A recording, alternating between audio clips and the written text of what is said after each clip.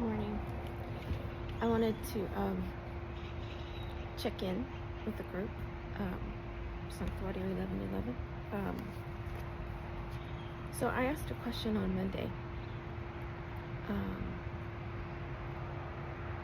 The month of September was pretty intense,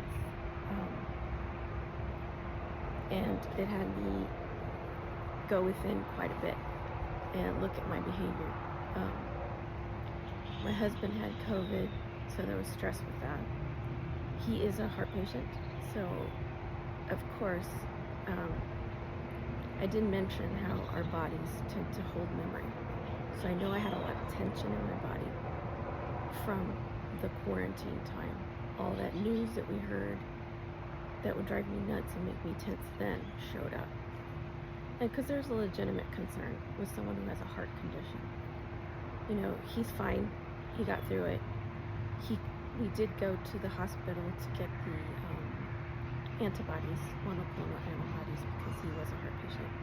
And the medication that they offer for that would have required him to stop taking the medication, and stopping medication for heart patients, probably not a good idea in his case. But I digress. So I'm calling myself out here because during that time, my asthma kicked in.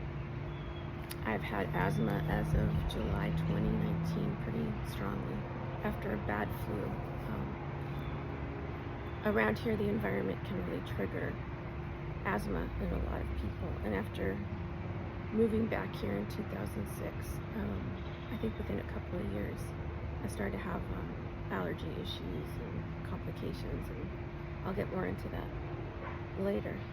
But so my asthma had kicked in. I had to take medication for it. In the past, I had to take a steroid, and that makes me kind of jittery. And this time around, the stress made me extra jittery, and I think I'm actually more sensitive to medication these days. Like I've given up caffeine since my husband's heart attack in May 2019. Again, he's healthy, he's great. He went into this, when he had his heart attack, he had lost like 70 pounds exercising through the pandemic. So his recovery was actually fairly quick. It's like he went in. I was the one who had problems with him going back to doing exercise right away because I was reading all this stuff about it. So he did do a cardiac rehab program, and they tested his heart, and his heart can take it. His heart can be exercise worthy, so it's great. That's always good news. It's hard when someone has to have open heart surgery and it's a big deal like that. But my husband was not in that case. Like, he's doing fantastic. I'm very proud of him. But anyway, so the reason I mention all that is because I was like this in September. I needed to be working on certain things, but all that shuts down when someone has COVID. And I was determined not to have it pass on to me or my son. My son had COVID in June when I released, when my book got published. That it seems like stuff happens all at once, sometimes. So I've had a long pattern in my life. Our brains like patterns and certain behaviors. In my life, as long as I can remember, I would do things that I was committed to that were important, and do so many things to the point where I would reach burnout and crash and get sick. And this has been showing up in my life a lot. I've been on vacations where, I did so much, and like packing and cleaning the house and all this stuff, making sure things were aligned. And I used to have dogs, so I had to make sure my dogs were okay, and I had to label their stuff and their food, and make sure you had plenty of things to clean up after them, because they do get nervous when you're gone. So line up my brother to come visit, or someone else, or more than one person to come check on my dogs. So I'd be so worked up that on the plane I started showing symptoms of being sick. So stepping off the plane, I'd have to take 2 days and recover from all the stress I put myself into. So as long as I remember, I've had this pattern. So in September, it really hit the fan for me that, okay, you're 50 years old now. I felt like enough, time to get off this ride. And so I've been really looking at what that was about for me. And people talk about shadow work. So Shadow work, if for those of you who have heard the term, or dark night of the soul, is when you look at something really big in your life, your behavior, and it causes you to kind of stop and assess. And sometimes you feel pretty bad about it. I know when I used to think about shadow work, it was like, ugh, don't want to go there. It's uncomfortable. I don't want to, like, I used to feel like a bad person. I mean, that's very much a child-like response to it. You don't want to be bad. Bad is bad. You just, ugh, don't want to. But I've recently changed my mind about that, and also about emotions. I was not comfortable expressing emotions. Afraid of anger. Because my family, anger, it's like a family thing. We have short fuses on one side of the family, on my dad's side. So afraid of like blowing up at people, not giving myself permission to express feelings in a good way, avoiding blow-ups. So here we go. I was treating my body like a bully, basically bully behavior. So I would treat it like a neglected child. Like, okay, so here I am, maybe working on pulling an all-nighter because I was really into writing, or pulling an all-nighter worried about something.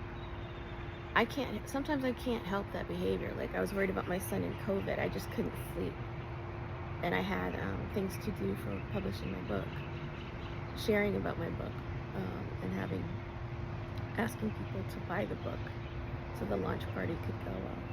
So there are good things and bad things, but they're both stressors, things that were making me kind of like not sleep. So there are times where I willfully tell my body, no, we'll eat later. Or no, you don't need to sleep right now. I can't possibly sleep. I have to have these things done. So I've been bullying my body through my doing. I have goals, I have dreams like anyone else. And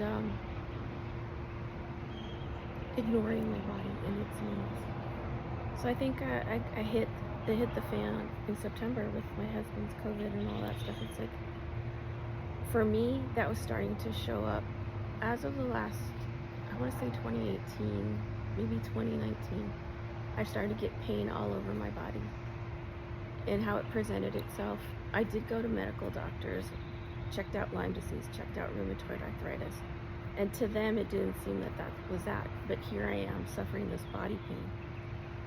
Like, debilitating. Like, the first signs of it, if I didn't do something about it, like take gabapentin, which is a nerve blocker for it, it'd be hellacious. When I went to London, it had just started for me. I think it was 2019. I think that summer it was so bad I was wearing lidocaine patches and taking gabapentin and swelling up from the gabapentin because we were on the plane. So how that would show up for me is like, if I go walking, I could not do it to the capacity before I had pain. So maybe I'd stand up for an hour and cook things. If I wanted to crochet and knit, I really love crochet and knitting. It was really taught myself how to do it using videos on YouTube. And I would sit for hours, and that's repetitive motion. Suddenly my hands would hurt so much I couldn't do it. So I had to make choices: crochet, do the thing I love to spend hours on, or clean my house, or cook. I had to make choices like that. And often, you gotta eat, you gotta take care of yourself, so other things would win out.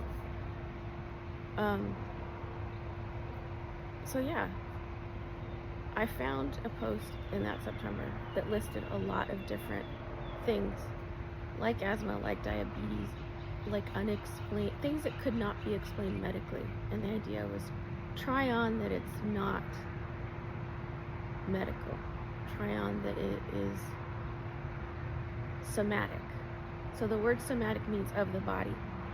So I've been deep diving into somatic experience, and that is the notion that memory is stored in the body. So my habit of mistreating my body was somehow related to that. So I started I went to my intuition coach, Brittany. She is also a courage coach now. So check her out, Brittany Wittig. Check out her IG. She's got a whole program based on how to face your fears. And she does talk about a lot about your vagus nerve response to stress and to fear. So I did some somatic experience work with her where, so now I do a body check every day and check in with my body. And just a couple of exercises and my awareness that my body can hold memory and that I can respect my body and work on aligning my body. Because if we don't have our bodies functioning, how can we do everything else? I was marching ahead with that behavior of mine. But, getting so sick that you're debilitated is not, it doesn't work. It just doesn't work. So I've committed to going into, the rest of my life from a powerful place. And I recognized that I could not, enough is enough. I just could not continue to drag my body forward. So I want to share the things that in the future about somatic experience, releasing memory, and the work that I've done with lots of other modalities, so that have helped me. You don't need to have a bunch of modalities happening. This is just what worked for me and what I'm exploring spiritually. For me, it's hand in hand, becoming aware of my spirituality and getting into contact with it. Like, once again, I was raised Catholic, and in my high school years, I was part of the youth group.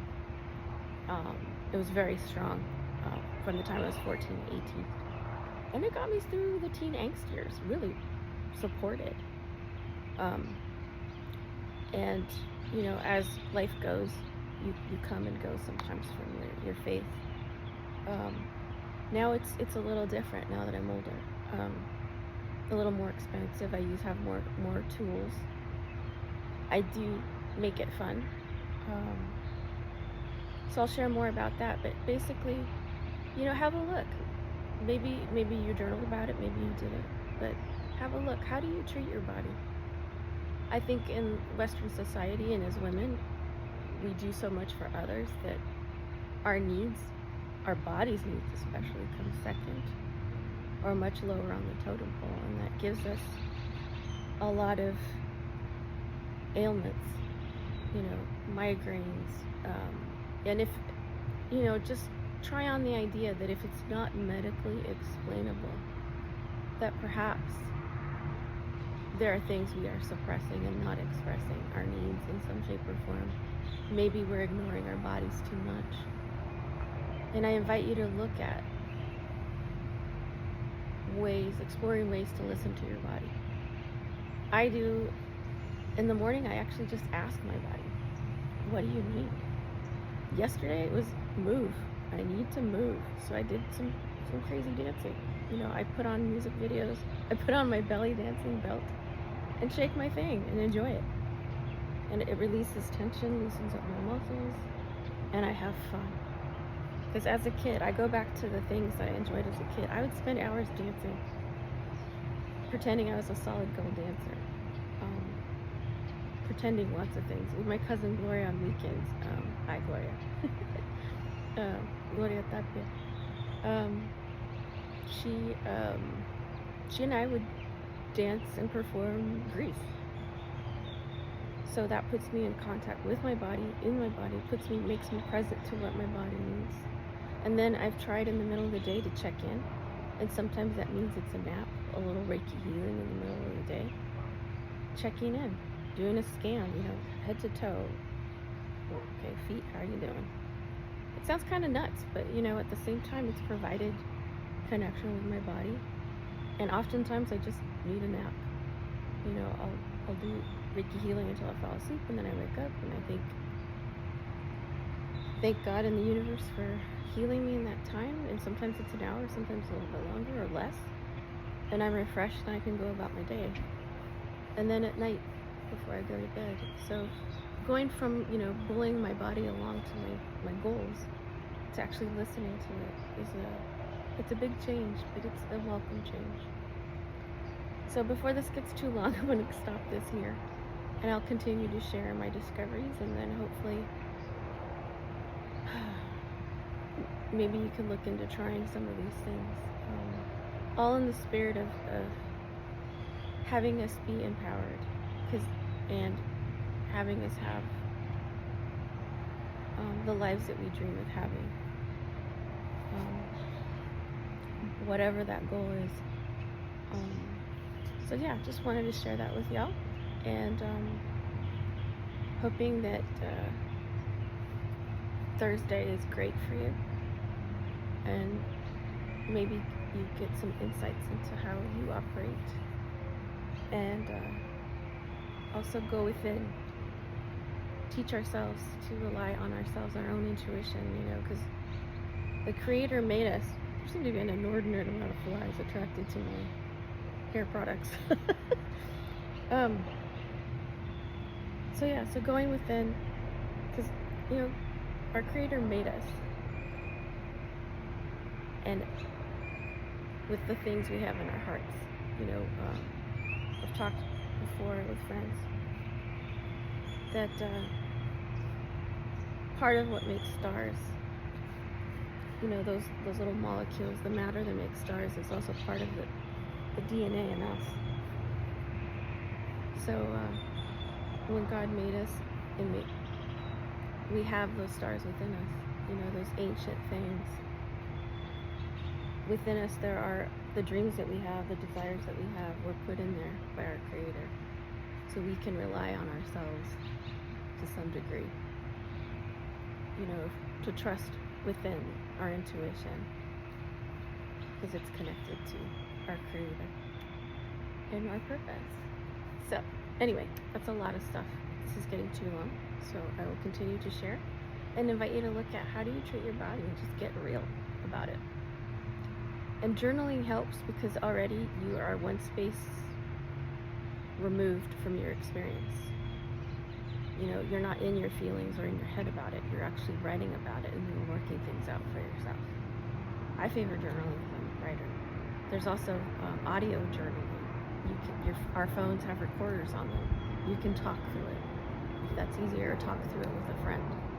I have friends that I call and debrief on one being quite often. So maybe you can talk about it with your friends and how you treat your bodies, and what impact that has on you long term. Okay, ladies, talk to you later. Bye.